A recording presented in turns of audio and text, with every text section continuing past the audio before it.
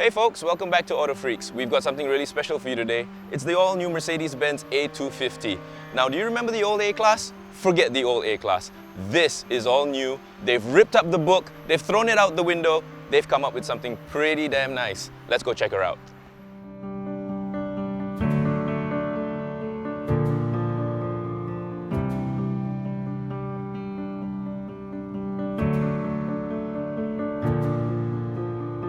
Hey folks, we're back with the Merc A250 Sport. Let's have a look at what's under the hood. Now the first thing you'll notice, for a car in this class, no bonnet struts, so you got to use that tie rod.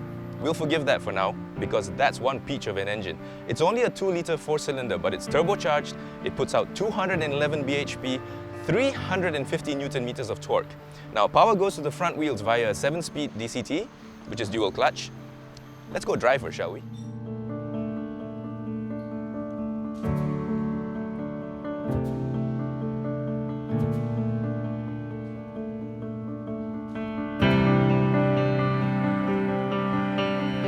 Hey folks, welcome back to AutoFreaks. We're in the Merc A250 Sport.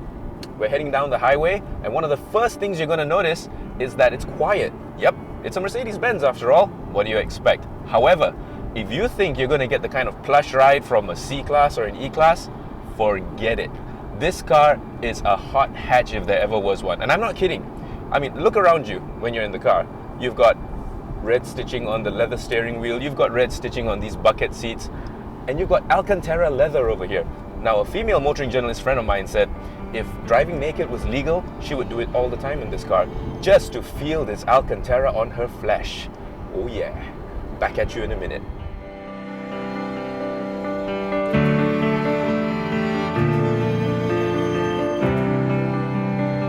Now, if you're starting to think that maybe this car is just another Mercedes-Benz, think again. Do you remember the first A-Class? Well, let's just put it this way.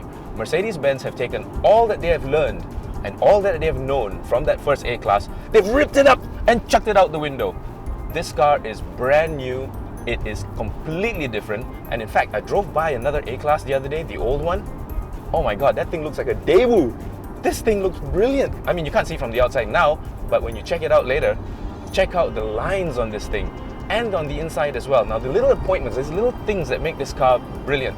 Okay, I've talked about the leather stitching, the red leather stitching, but we've also got red seat belts.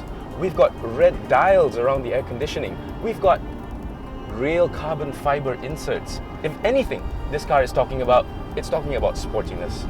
And there should be a GTI badge on the back because this car is definitely in GTI class. Now, we've mentioned about the engine just now, but let me just reiterate. You've got 211 bhp up there, 350 Newton meters of torque, a dual clutch gearbox, and power. Oh wow, I mean, it's just amazing. Now, one of the other things that's really cool about this car, and you're gonna think I'm lying now, but it's the absolute truth. In economy mode, with the press of this button, at 110 kilometers an hour, the revs are at 1,500 RPM. I thought the rev meter was broken. I swear, I thought the rev meter was broken. I was looking down and I was like, what? I'm doing 110 and the revs are at idle speed. That's why you can get this kind of fuel consumption. And the fuel consumption figures are very impressive. They're about 6 liters per 100 kilometers if you drive sedate. Now, the thing that you're not going to want to do is drive sedate all the time, because you've got a little button here that has S, E, and M on it. Change the mode to M, and you've got paddle shifts at the back of your steering wheel. So you can play with the gears a little bit. Or if you want the car to play with the gears for you, put it in S. And what happens is the revs go up and you get a little bit more power. Pretty cool.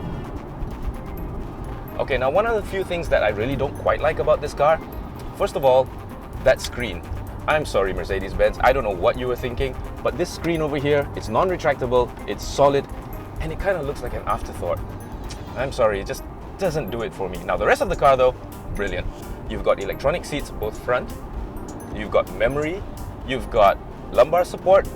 Ergonomically, there are no complaints that I can think of as far as driving this car is concerned, but just a few small things that I don't really quite like. However, I'm nitpicking. So far, it's great. But like I said earlier, if you're expecting to buy this Mercedes and get the kind of ride comfort that you would get in an E-Class or a C-Class, no, you're not going to get that. You've got 18-inch wheels all around. You've got a sports-tuned suspension. This car is built for handling. This car is built for fun. This car is built for twisty roads. I mean those fun roads that you can just go a little bit bonkers on. I like it.